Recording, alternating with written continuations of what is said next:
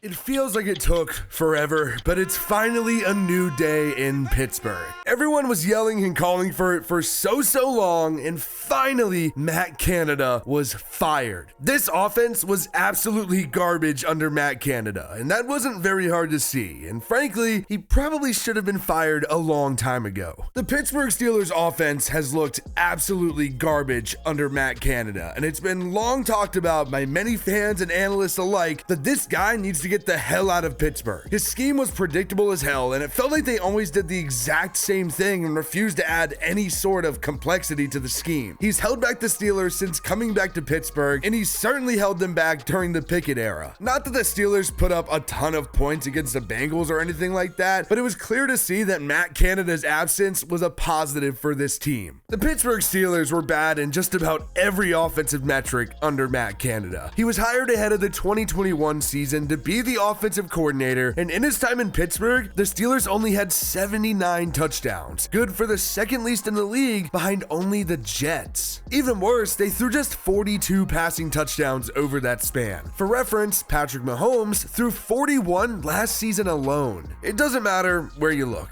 It was a bad offense under Canada. At the time of his firing, the Steelers were 31st in time of possession, 31st in plays run, 30th in yards, and 29th in points. And of course, Pittsburgh had been outgained in every single game. Still probably the craziest stat of them all though is the Steelers never had a 400-yard game under Matt Canada. Never. It feels impossible, but it's true. Well, Matt Canada was fired and a new day in Pittsburgh started this past weekend, and you'll never guess what happened. Not only did the Steelers finally outgain their opponent, but they also had over 400 yards of offense. Just like that. All it took was firing Matt Canada. Exactly what everyone had been saying that they needed to do. It just looked better all around. Kenny Pickett looked better. He had just one game throwing for over 275 yards under Matt Canada, and so far without him, he's 1 of 1. Pickett ended up passing for 278 yards against the Bengals.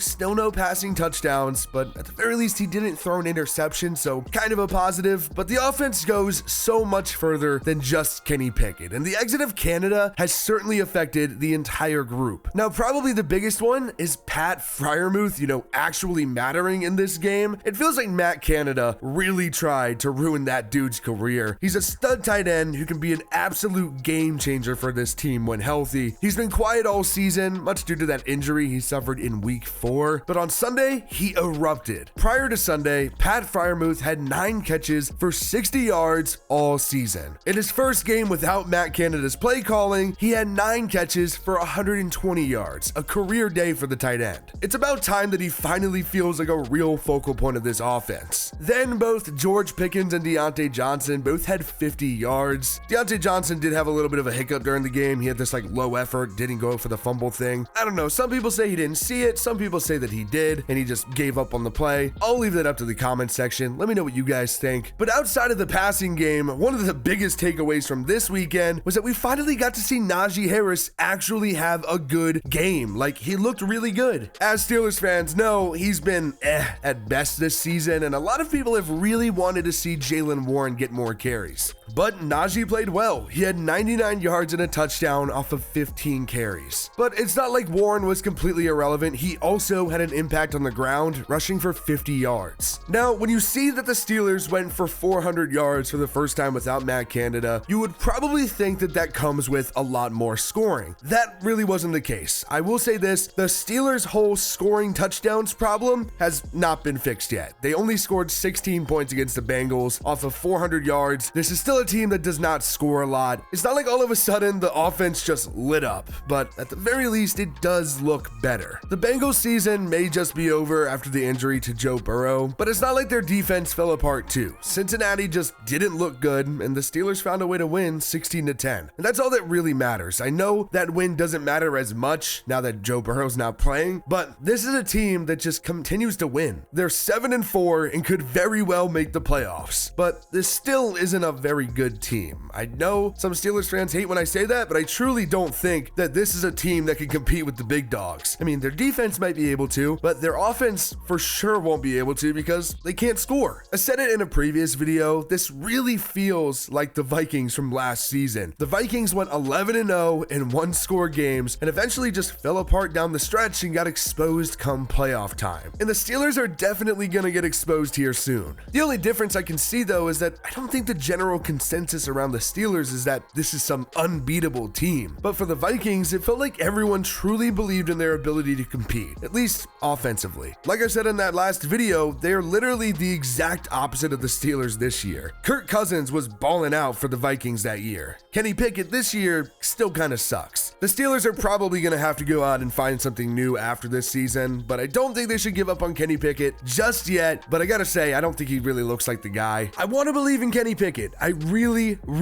do. But the kid just doesn't have it. He's simply not good enough. This team would benefit so much from a quarterback that can come in and play consistently and help his team put up points, and that's not what Kenny Pickett does. I don't think Kenny Pickett is good enough to take this team anywhere past the playoffs, and frankly, I don't think he really has much to do with them making the playoffs in the first place, considering they haven't really scored any points. Their defense is really the focal point of this team. Now, has Kenny Pickett been somewhat responsible with the ball and not had a ton of turnovers this year? Yes, he's a safer quarterback that has limited his turnovers. But at the end of the day, if you can't score points, you're not going to win games. And the way Kenny Pickett plays is not very explosive. Kenny Pickett has 6 games this year without a passing touchdown. 6 games. And then he only has a single game with 2 passing touchdowns this year. Very rarely is Kenny Pickett going to put the team on his back and explode offensively. Outside of Matt Canada, I really do think Kenny Pickett is holding this team back. So far this season, Pickett only has 6 touchdowns to 4 interceptions with 2,000 yards. He hasn't done much and he's boring. And because of that, this team just doesn't score. It hasn't exactly been an improvement from last season when he passed for 2,404 yards, 7 touchdowns and 9 interceptions. It just doesn't feel like Kenny Pickett has done much developing since coming into the league. But I do have to sit back and wonder just how much of that was because of Matt Canada. At the very least, now that he's gone, we can actually see this offense open up a little bit more for the Steelers and Kenny Pickett. I want to see Kenny Pickett succeed, but at this point, if I were a front office, I would go out and look for a veteran quarterback to bring in that can help this team,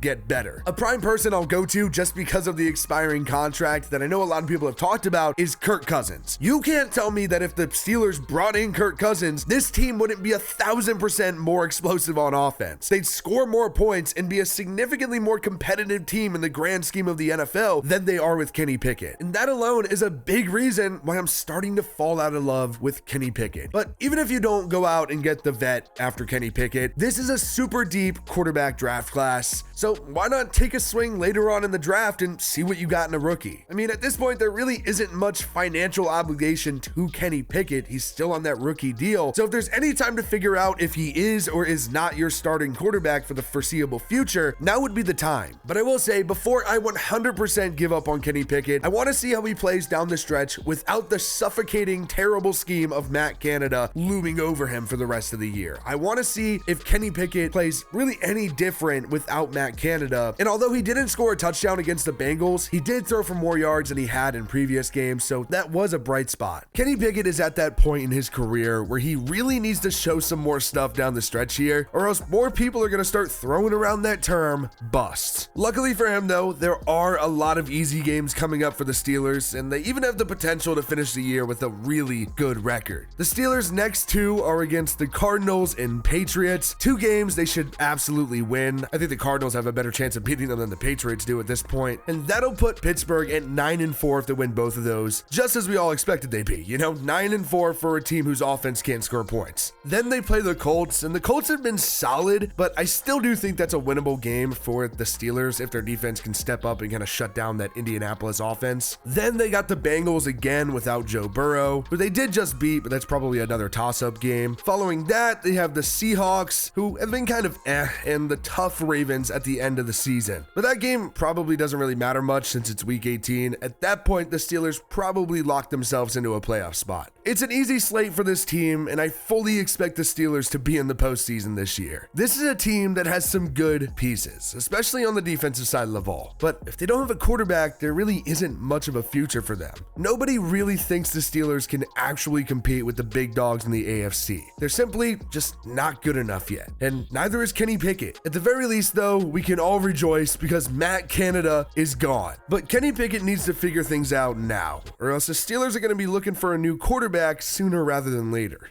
Thank you guys for making it all the way to the end of this video. If you guys like this one, make sure to smash that like button. And if you don't already, subscribe to the channel down below and turn on post notifications so you never miss an upload. If you want more things J&D, go ahead and follow us on socials at JDProdNFL. Or if you want some more stuff from me, you can go ahead and follow me on my socials down below right here. Twitter, Instagram, TikTok, you know, we're going to be on that stuff. But again, thank you guys for watching all the way to the end, and we'll see you guys in the next one. Peace out.